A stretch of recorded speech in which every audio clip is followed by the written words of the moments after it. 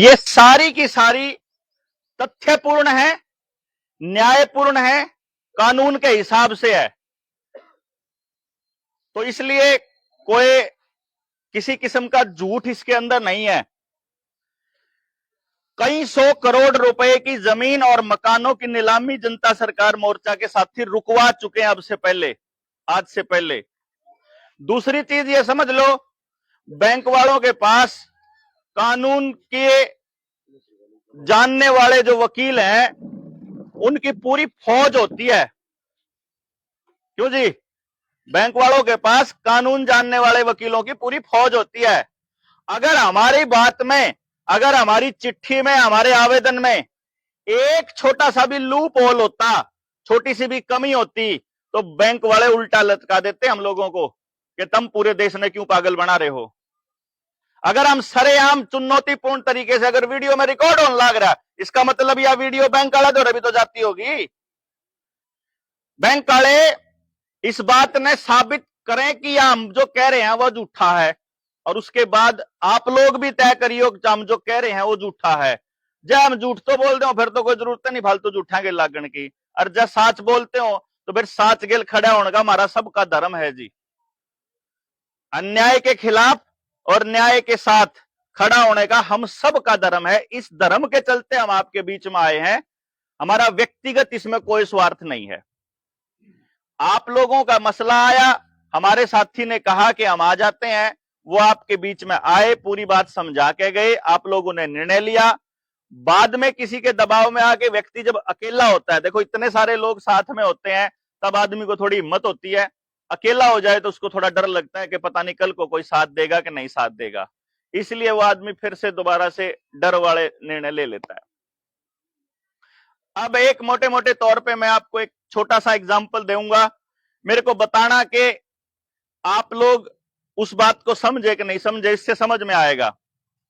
मान लेते हैं कि मैं बैंक हूं, एक सिंपल से तौर पे देख लो, इस बात को सारे भाई समझना, छोटे बड़े सब, क्योंकि पूरे गांव के साथ ऐसा होने वाला है जो मैं आपको बता रहा हूं।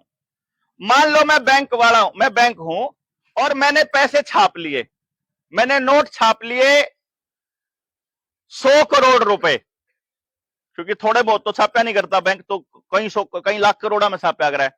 मान लो मैंने 100 करोड़ रुपए छाप दिया और मैंने वो दे दिए ब्याज पे। अलग अलग लोग आता है, किसान आता है, दुकानदार आता है। बैंक कदे भी इनसिक्योर्ड लोन नहीं देता, बड़ा लोन देगा तो उसके बदले में वो आपसे कुछ ना कुछ धरवाया करे, आपके गहने धरवाएगा, आपकी जमीन धरवाएगा, आपके ट्रैक्टर, गाड़ी, मकान, कुछ ना कुछ जो है वो गिरवी रख के आपको लोन देता है। बैंक का रेट मान लिया 10% का, भाई मैं 10% सालाना ब्याज लेऊंगा, बैंक ने कहा। अब एक बात सोचो, जब मैंने आपको लोन दे दिया तो मेरे बही खाते में कितना लिखा जाओगा? 100 करोड़। क्यों जी? और बांडा कितना? 100 करोड़। जितना मैंने छापा वो मैंने सारा बांट दिया, तो मार्केट में कितना रुपया पड़ा है? 100 करोड़। और मेरे रजिस्टर में कितना लिख रहा है? 100 करोड़। अब बैंक ने कहा कि मैं ब्याज लेऊंगा 10% का, 100 के ऊपर 10 रुपये का ब्याज हो गया साल में, ठीक है जी। तो एक साल बाद बैंक ने मार्केट पे तो लेना कितना? 110 करोड़। कितना लेना जी? और मार्केट में पड़ा कितना? क्योंकि मैं रुपये जो है वह आपके बदे तो है नहीं, वह न्यून तो गए हैं। जब तक वो छाप के नहीं देता तब तक मार्केट में उससे ऊपर 1 रुपया नहीं बना। समझ रहे हो आप मेरी बात ने? अब जो एक साल बाद बैंक न्यू कह दे कि मेरे सारे पैसे उल्टे दो, क्या बाजार में से 110 करोड़ रुपया उल्टा आ जाओगा? क्या तय? क्योंकि है नहीं। तो 100 करोड़ तो क्या होगा कि भाई तो रुपये नहीं है, वो भाई पे तो उधारे लेकर भाई काम चलाना, मैंने थोड़े दिन खातर दे दे, थोड़े दिन खातर दे दे, थोड़े दिन खातर दे दे। इतने 100 करोड़ मार्केट में पड़े हैं, इतने तो मांग तांग की आप जमा कराश कहां। जिस दिन 100 करोड़ पूरे हो गए तो जो आखिरी भाई बचा, वो एक बचा हो 10 करोड़ वाला, वो चाहे 10 बचे हो 1-1 करोड़ वाले, या वह 100 बचे हो 10-10 लाख वाले, मतलब वह जितने भी लोग बचे जिनने 10 करोड़ देना है वो दे पाएंगे क्या बैंक को? बताओ जरा। नहीं दे पाएंगे तो दो रास्ते निकलते हैं यहां से। या तो वो आदमी कह दे मेरे बस का कौन देना, तरफ जो कुछ होंदा हो कर लो, और या फिर बैंक उसकी जमीन, मकान, ट्रैक्टर, गाड़ी जहां पे भी उसने लोन ले रखा था उसने बेच के उसकी कुड़की कर दे। यो राह बचता होगा। अब एक बात बताओ, इसमें गलती किसकी? सबसे पहले न्यू बताओ, जिसने रुपये लिए थे जिनने ब्याज पे, उनकी गलती है कि उनने तो न्यू सोचा था कि दो पैसे कमा लेंगे तो हम बैंक के वापस कर देंगे दो पैसे बढ़ा के और बैंक ने फायदा हो जाएगा। लेकिन उस आदमी ने न्यू को ना बेरा था कि बैंक के पास ब्याज का रुपया छापने का कोई कानून नहीं है, तो बैंक ब्याज का रुपया छाप ही नहीं सकता। और आपको बता दूं, कानूनी रूप से ब्याज इलीगल होता है, ब्याज वो ले ही नहीं सकता। यही कारण है कि जब भी बैंक आपको लोन देता है वो सबसे पहले ब्याज काटता है। हाउस लोन लोगे ना, मान लो आपने 20-30 लाख रुपए का लोन ले लिया, तो ब्याज जब पहली किस्त जाओगी उसमें देखोगे ब्याज ब्याज पाओगा, मूलधन तो बहुत थोड़ा कम होया करे, ब्याज घटा करे पहले नहीं बनता होगा जी। हर एक आदमी पहले ब्याज काटेगा चाहे कोई भी फाइनेंस पर रुपया देता हो। अच्छा एक बात बताइयो, आपा सालाना किस्त दिया करा कि महीने में किस्त दिया करा? महीने में दिया करा। तो जो मैंने 100 करोड़ रुपया दिया था बाजार में, मैं बैंक हूं, जो पहले महीने किस्त आवेगी मैं उसने संदूक में रखूंगा कि बोर्ड के ब्याज पे चढ़ाऊंगा, यानी मैं ब्याज ने फिर मूलधन बढ़ा दूंगा। फिर दूसरे महीने में और किस्त आवेंगी और वह दूसरे नए वाले गाहक भी जुड़ गए, उन सारा की भी किस्त आऊंगी। दूसरे महीने की किस्त ने मैं फिर ब्याज पे चढ़ा दूंगा, तीसरे महीने वाले ने मैं फिर ब्याज पे चढ़ा दूंगा। इस तरीके से अगर किसी भाई ने ट्रैक्टर, कार, मोटरसाइकिल महीने की किस्त पे अगर ले रखी हो तो एक बार घर आ जाइयो और हिसाब लगाइयो कि बैंक पर ते कितना रुपया लिया था, और उसके बाद जो पहले महीने किस्त देई, मान लो पहली किस्त बनी 5,000 की और आपने लोन था 5 साल का, तो पहली किस्त आपकी 5 साल तक बैंक के पास पड़ी रही, यानी बैंक ने वो 5 साल तक ब्याज पे देकर रखी, घुमा घुमा घुमा घुमा। अगर हिसाब लगाओगे ना, आपकी मोटरसाइकिल का लोन लगभग 48 से 50% सालाना पे पड़ेगा जाके आखिर में। समझ गए ना? कोई भी लोन होगा, कोई भी लोन, यानी कि बैंक बतावे है आपको 10% पे दे रहा हूं, लेकिन असलियत में वो उसे रुपये न इस्ते भी दे दे, उसे रुपये न इस्ते भी दे दे, उसे रुपये न इस्ते दे दे, उसे न इस्ते, सेम रुपया और 10 आदमी आते ही दे दे है, वो उसे रुपये दे आ रहा है। और जिस भाई ने फाइनेंस का काम करा हो, कदे भी शहर में कोई जानकार हो, उससे बूझ लियो, लाख रुपया में 10 लाख की टोपी के ऊपर घुमाया करें। मतलब 71 लाख रुपया लेके गया था और कद सी करोड़पति बनकर आया, बेरा ही नहीं लग गया। समझ गए होगे? अब इससे क्या होगा? इससे यह होगा कि 1 रुपया तो है जो असलियत में छप रहा है। अब 50% के हिसाब से हिसाब लाओ, अगर मैंने 100 करोड़ रुपया छापा था तो 1 साल बाद बैंक कितने का मालिक हो जाओगा? 150 करोड़ का। लेकिन बाजार में कितना है? 100 करोड़। इसका मतलब जब बैंक वाले जब सारा लोन वापस लेने की बात कहेंगे तो कितने की प्रॉपर्टी कुड़क होगी? यानी जितना रुपया नहीं है उतने की कुड़की होगी। अब आपको मैं सरकार के आधिकारिक आंकड़े बताता हूं। हमने सरकार से आरटीआई डाल के पूछा कि थार दौरा असली रुपया कितना है और अवा का रुपया कितना है। अवा का रुपया कौन सा है? जुड़सा है तो है नहीं पर दे रखा है। जब आपको लोन देते हैं तो क्या बैंक आपको पैसे देता है या आपके खाते में लिख दे है? बस पैसे देवे खाते में लिखे? पहले ये बताओ जी। खाते में लिखता है, वो आपको पैसे नहीं देता, और वो खाते में लिखने का षड्यंत्र भी आपको नहीं पता। खाते में लिखने का स्टाइल बताऊं मैं उसका। बैलेंस शीट होती है हर कंपनी की, जो भी फाइनेंस में काम करती है, जो भी कंपनी कोई भी फैक्ट्री काम करा कर है तो उसकी साल की बैलेंस शीट बना कर है, इतने रुपये आए, इतने गए, इतने आमदनी, इतना खर्चा, वो सारी चीज लिखी जा कर उसमें। एक नियम बताओ, बड़े बूढ़े छोटे, मेरी काकी ताई जितने लोग आड़े बैठे हैं, सरपंच साहब समेत, भाई मेरे अब 100 रुपये थे और मैंने भाई तक 40 रुपये दे दिए, तो मेरे द्वारा कितने रहने चाहिए? 60, और भाई द्वारा कितने होने चाहिए? 40। तो बैलेंस शीट में क्या होगा? मेरे के ना तो 100 रुपये शुरू में, भाई द्वारा है 0, इसमें तो -60 करके रह गए, -40 करके रह गए 60, और उड़े 40 जुड़ के हो गए 40। असलियत में बैंक क्या करता है मालूम है? जो उड़ले के ना 40 लिखे है ना, जो 100 के नीचे है, उसमें माइनस ना लगाता। तो जब वो आपको लोन देता है ना, तो उसका दौरा तो हो जावा है 140 और मालिक ने देने और 40। एक बार पूरी हो लेंदे, समझ गए बात आप? मतलब क्या होया कि हमने जब बैंक वालों से ये पूछा, एक केस की बात बताऊं मैं आपको, एक केस में हमने बैंक पे न्यू बूझ दिया, कोर्ट में चला गया था वो केस, हमने कोर्ट में न्यू लिख के दे दिया कि जी बैंक ने मारते लोन ने कौन दिया, और जब बैंक ने दिया वो मारते लोन, तो मारे अपनी बैलेंस शीट में लिखा है, दिखा दो कितने दे रखा है। बैंक उसका जवाब नहीं दे पाया, और फिर हमने जो आपने पैसा दे रखा है वो रुपया वैध है या अवैध है? गैर कानूनी काम कौन कौन करना चाह भाई बताओ एक बार हाथ खड़ा करके। कोई नहीं करना चाहता। कानून के हिसाब से कौन चलना चाहे है? सारे चलना चाहे कानून के हिसाब से। अब मैं मान लो किसी भाई ने न्यू कह दूं कि भाई मैंने 100 रुपये दिए, मैं सरपंच साहब ने पूछूं, सरपंच साहब 100 रुपये दियो है आप 200 रुपये?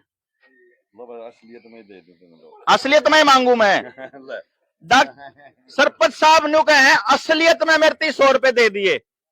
कौन कौन मानना है सरपंच साहब ने मेरे 100 रुपये दे दिए? हाथ खड़ा करके बताओ।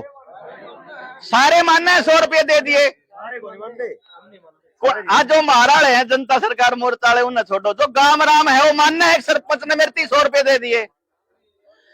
फिर इसके ऊपर न्यू क्या लिख रहा है कि मैं धारक को 100 रुपये देने का वचन अदा करने का वचन देता हूं। इस नोट के ऊपर न्यू लिख रहा है कि मैं धारक को 100 रुपये अदा करने का वचन देता हूं। इसका मतलब मालूम है किसी ने भी? इसका मतलब बताऊं क्या है? आपके पास जितने भी नोट हैं, 1 रुपये तो ऊपर के, 2 से लेकर कितने का हो, 500, 1000, 2000, हर नोट के ऊपर गवर्नर के साइन लिखा होया, एक वचन खंड लिखा होता है, एक प्रॉमिस लिखा होता है, एक एफिडेविट होता है गवर्नर का कि जिस भी आदमी पे यो नोट होगा मैं उसकी 100 रुपये दूंगा। एक बात कान खोलकर सुन लीजिए, ये 100 रुपए नहीं है, ये 100 रुपए का नोट है। इसको बैंक नोट बोलते हैं और ये बैंक ने जारी किया है और हमारे 100 रुपए रख के जारी किया है।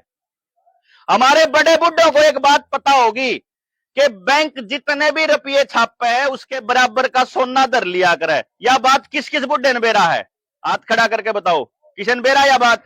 वो ताऊ खड़ा, यो भाई खड़ा, और भी बेरा जी?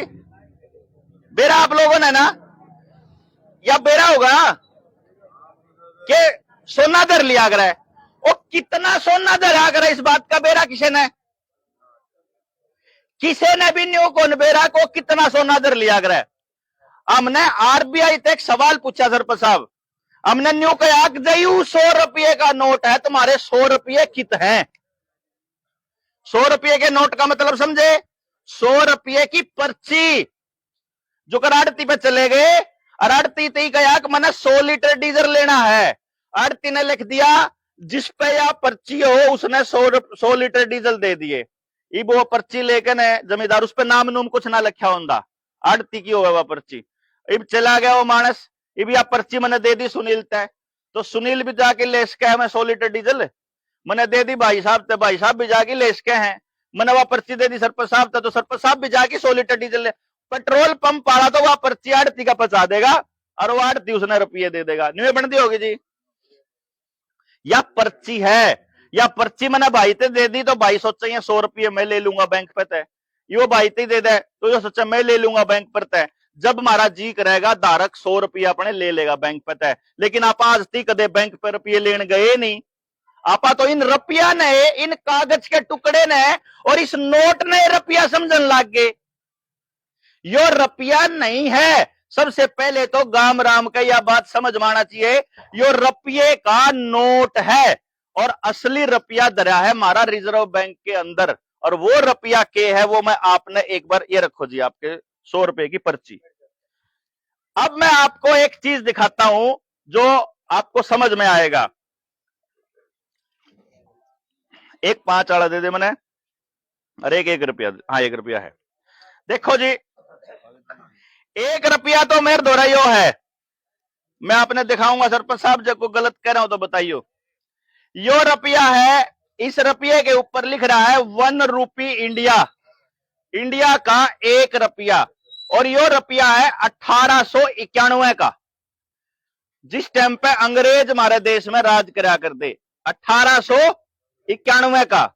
यो प्योर चांदी है, या प्योर चांदी। यो 1 रुपया है जी भारत का, और ये आज भी चलता है। 1 रुपया मेरे द्वारा यो है 1942 का, हमारा देश आजाद होने से 5 साल पहले का। इसके ऊपर भी लग रहा है जी 1 रुपया इंडिया, ठीक है जी। अब 1 रुपया है हमारे द्वारा यो है मेरे द्वारा 2009 का, आजकल का। इसके ऊपर भी लग रहा है 1 रुपया और पर लेकर न लग रहा है इंडिया, 1 रुपी इंडिया, यो भी 1 रुपया है। और एक यो है जिसके ऊपर लिखा हुआ है भारत सरकार, यो भी 1 रुपया है। हम इन 4 रुपया ने लेकर सुप्रीम कोर्ट में गए थे। सुप्रीम कोर्ट में भारत ने पूछा भाई ये रुपये जमा कराने हैं, कितने रुपया हम लोगे? क्योंकि या तो प्योर चांदी है ना 1891 वाली, तो ये तो चांदी है। तो हमने बैंक तक आई ना, कै रुपया में लोगे? हम तरती जमा कराना आया अपने खाते में, तो कै रुपये जमा करोगे? बैंक ने कहा जी हम 4 रुपया हम करांगे, क्योंकि ये 4 रुपये है, 1 1 1 और 1 यो। बोले 4 रुपये तो 4 में जमा होंगे। 4 में क्यों कर जमा होंगे भाई? बोले जी 1 रुपया है। अच्छा यू चल है कि चला गया है? यू चलन तो बाहर हो गया, यो ने बोला चल है। देखो भाई साहब, चल है और चलन से बाहर नहीं हुआ और कानूनी रूप से वैध है। इसका मतलब यह होया कि जो 1891 का रुपया है और जो 1942 का रुपया है और जो यो मेरे द्वारा 2009 का रुपया है, इन तीनों की कीमत बराबर होनी चाहिए जी। जब बैंक ने 1 रुपये में मानना है तो तीनों 1 रुपये हैं, और बैंक ने कहा तीनों 1 के रुपये में चल लेंगे और यो कागज वाला भी 1 रुपये में चल लेगा, तो इन चारों की कीमत बराबर होनी चाहिए कि नहीं होनी चाहिए जी? इसमें तो कोई अन्याय की बात तो नहीं कह रहा हूंगा मैं भाई, चट जा, ठीक है, समझ गया आप बात? इन्हें ले एक जना, इसने संभालियो भाई, कोई सा एक पगवा और लुआ दो इसका पर लेकर ले जाके। है भाई ये जो नौजवान दे रखा ना नशा, यो पूरा खेल है कि लोग आ गए, यो रुपया समझ में नहीं आना चाहिए। रुपया समझ में आ गया तो लोग आ गए, आपकी बात समझ में आ जाओगी। हमने जब न्यू कहा भाई इनकी कीमत अगर बराबर होनी चाहिए तो या तो मेरे इस 1 रुपये की कीमत उस चांदी वाले रुपये के बराबर होनी चाहिए, या चांदी वाले की कीमत उसके बराबर। तो सरकार क्या कहती है कि भाई, सरकार क्या कहती है कि बैंक में तो कीमत बराबर है लेकिन मार्केट में नहीं है, बाजार में अलग है। बाजार में इस रुपये में तो 1 माचिस आवा है, जुगर भाई बताओ था, और इस रुपये में जो 1891 वाला है इसमें तो 1 मन गेहूं आ जाओगे। तो दोनों रुपये अलग अलग कैसे हो गए और ये बराबर कैसे हो गए? दोनों चीज बराबर क्यों करो उसके हैं कि न्यारी भी हो रही है, या तो ये न्यारी है या ये बराबर है? भाई गलत तो नहीं कह रहा मैं। इब हमने बैंक से एक बात कही कि भाई थारा बात समझ में आ गई, आज से पहले मारे जो पुरखे थे, मारे बाप दादा थे, उनने भी धन कमाया होगा, उन पे भी रुपये आए होंगे कदे न कदे। यो रुपया 5 का किसी ने देखा होगा अपने टाइम में, सही से रंग का, हरा रंग का 5 रुपया का नोट देखा। इस 5 के नोट में और आजकल के 5 के नोट में क्या फर्क है, वो मैं एक नई पीढ़ी ने बताना चाहूं हूं। इस नोट के ऊपर लिखा हुआ है, आप इसको पढ़ना सरपंच साहब, आई प्रोमिस टू पे the bearer on demand. On demand का मतलब है जब वो चाहे, यानी मेरे पर अगर ये रुपया है, जब मैं चाहूं, the sum of 5 rupees at any office of issue, यानी at any office of issue का मतलब है किसी भी बैंक में जाके, यानी कि मैं जब चाहूं अपना यो नोट देके और अपने 5 रुपये ले सकूं। ये गवर्नर ने इसके ऊपर लिखा हुआ है। 1968 में गवर्नर का ये एफिडेविट चोर सरकारों ने बदल दिया। और आपको बता दें, एफिडेविट बदलना, किसी का भी अपना खुद का भी एफिडेविट दिया हुआ आप बदल नहीं सकते, आप अपना वचन खंड नहीं बदल सकते। गवर्नर का वचन खंड बदल दिया, जिसकी आजीवन कारावास तक की सजा है, इसके ऊपर जेल होगी जिस भी आदमी ने वो बदला था।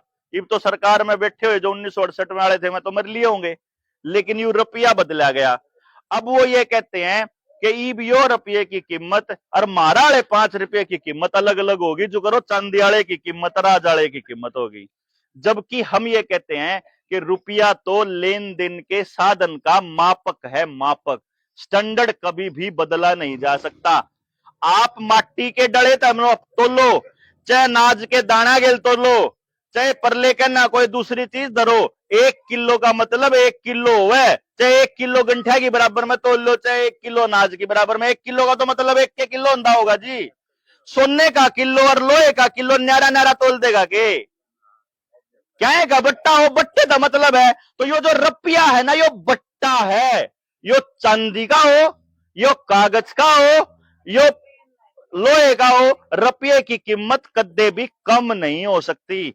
तो सरकारों ने हमारे लोगों के साथ फ्रॉड कर लिया और हम लोगों को कर्जे में डाल दिया।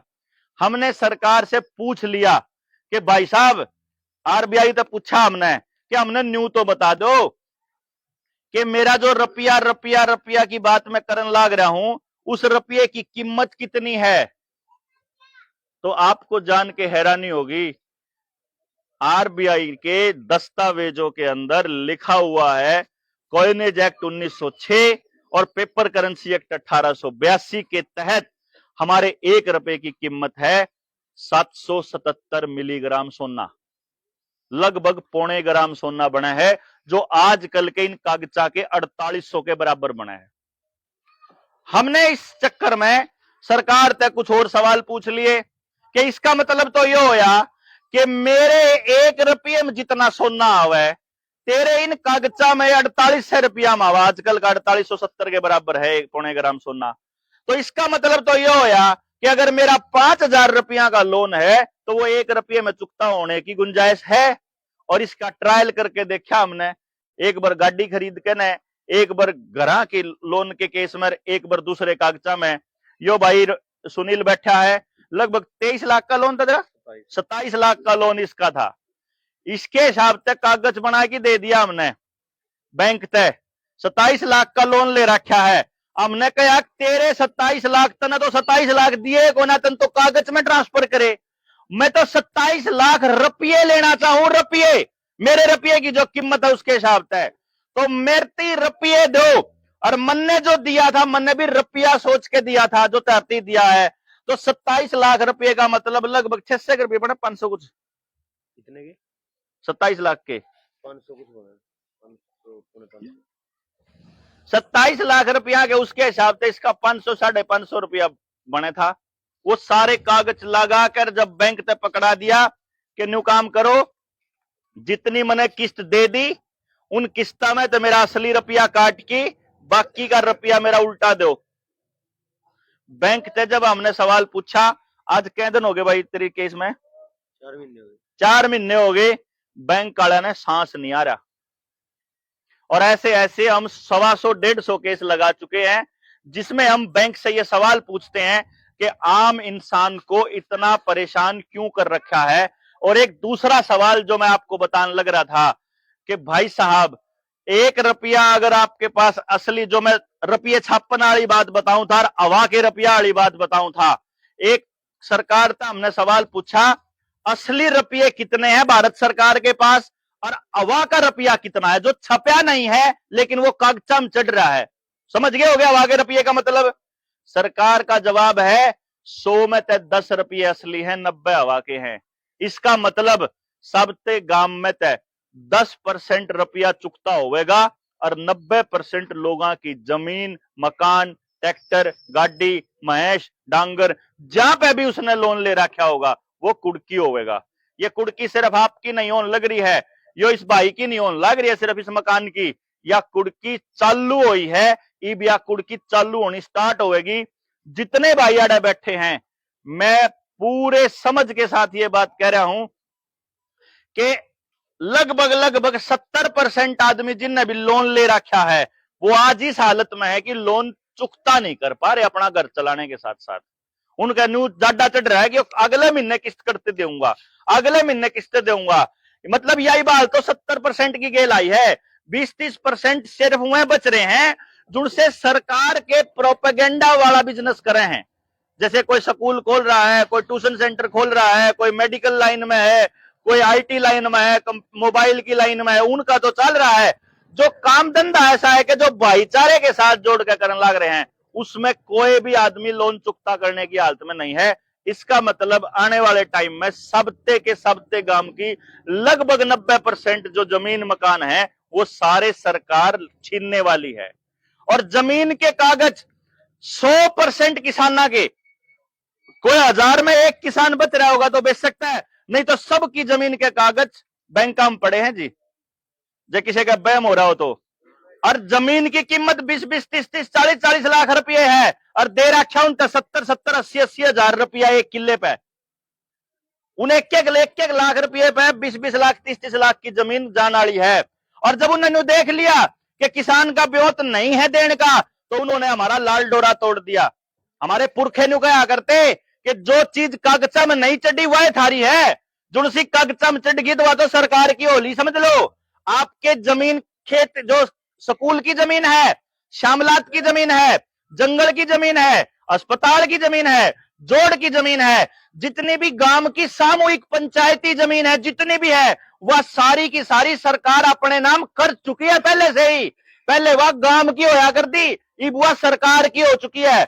सरकार अगर पूंजीपतियों की होगी, बैंक अगर पूंजीपतियों के होंगे, तो वह किसकी होगी? पूंजीपतियां की। इसका मतलब आपके पल्ले कुछ कौन रह रहा। अब आपके मकान की रजिस्ट्री और कर दी धक्के है, और उस मकान की रजिस्ट्री के बाद रोज घर में फोन आवे हैं, लोन ले लो, लोन ले लो, लोन ले लो, मकान पे भी लोन ले लो। इस पर आने लग रहा है कि तेरी रजिस्ट्री होली, मकान की भी लोन ले लो।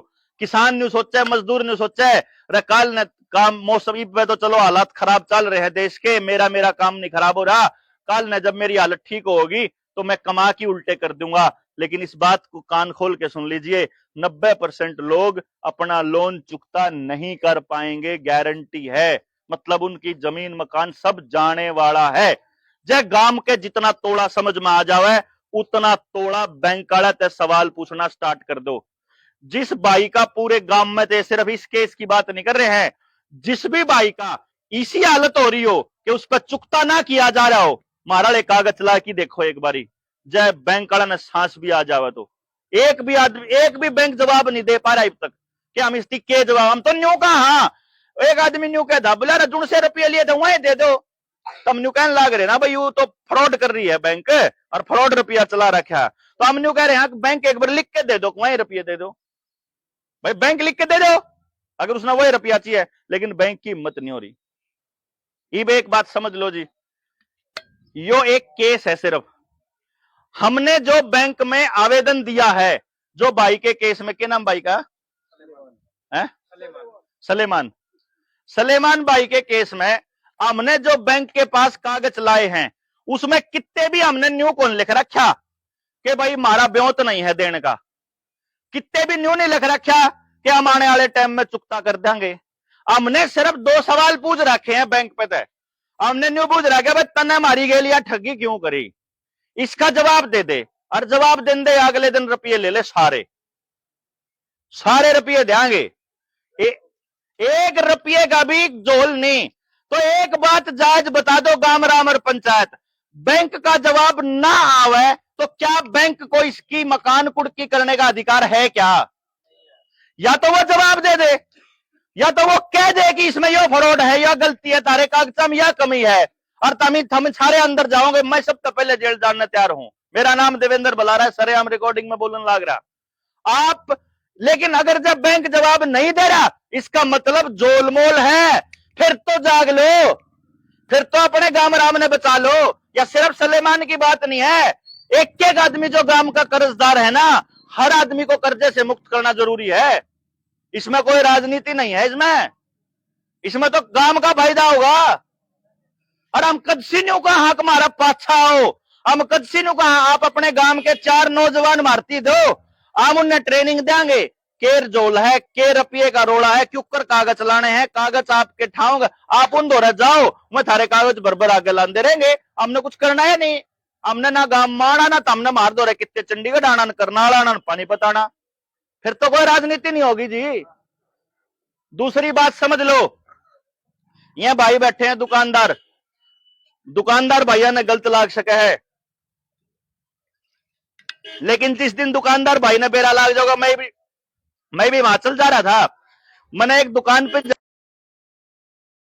रंगीन पैकेटा में, कदे इसके पाछे एक बार देख लियो सारे भाई लिख के ना, जितने भी नौजवान खड़े हैं ना, ये एक बार इसके पाछे देखियो कि इनग्रेडिएंट में के लिख रहा है, कि इस कान के सामान में के है।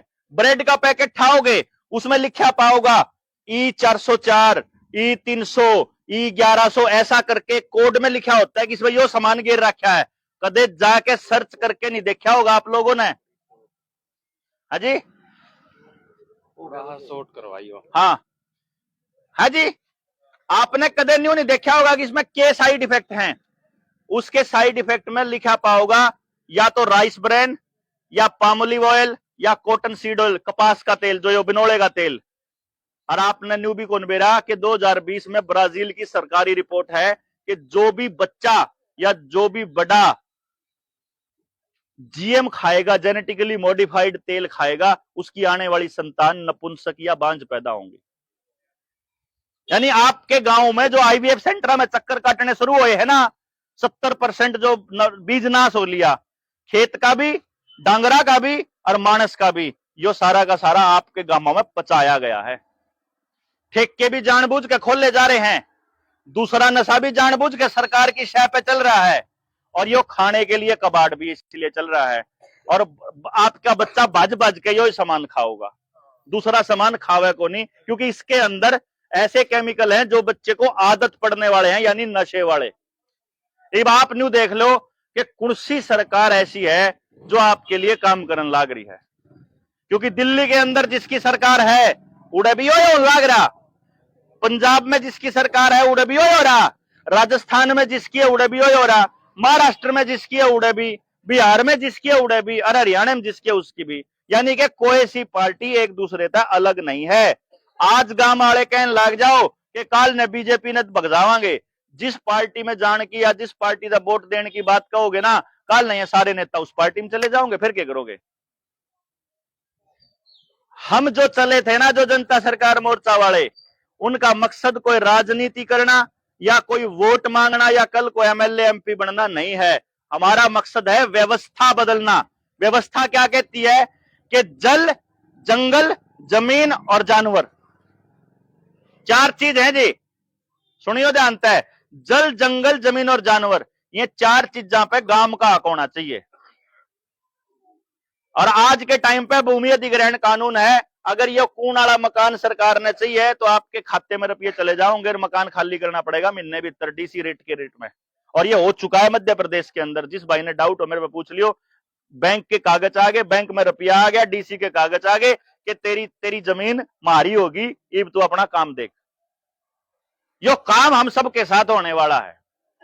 इब सिर्फ न्यू बता दो जी कि यो सरकार जायज कर रही कि नाजायज कर रही, बैंक जायज कर रहा कि नाजायज कर रहा, और नाजायज कर रहा है तो फिर गांव राम ने इस नाजायज चीज के खिलाफ खड़ा होना, क्योंकि गांव है जो इस देश ने बचा सके है, शहर के बस की बात नहीं है जी। शहर में तो लोग इतने मतलबी लोग हैं, जो गांव में तो सारे मतलबी लोग थे, जिनका न्यू था थोड़ा बहुत ब्योत होया, जिसका थोड़ा बहुत आई समझ में, उसने गांव में आने वाली समस्याओं को ठीक नहीं किया, वो बाज की शहर चला गया।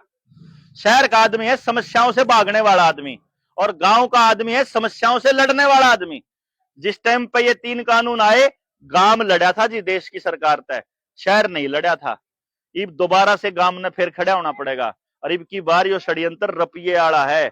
इब का यो षड्यंत्र की जो लड़ाई है या बैंका की गेल है, इस बैंक वाली लड़ाई में इब न्यू देख लो, मैं तो न्यू कहूं शुरुआत सलेमान के घर से कर लो। निर्णय लेगा वो है, जित मुकदमा करवाने की बारी आओगी, जितनी बारी आओगी भाई काल न कानूनी कार्रवाई होगी, तो भाई मैं तैयार हूं सबसे पहले, हमारे साथी तैयार है, गांव के किसी आदमी 5 नहीं आने देवे भाई। गांव आपका, हालांकि लेने तो चाहिए जिम्मेदारी सबसे गांव ने, और की सब भाई के साथ हो रहा है कोई करा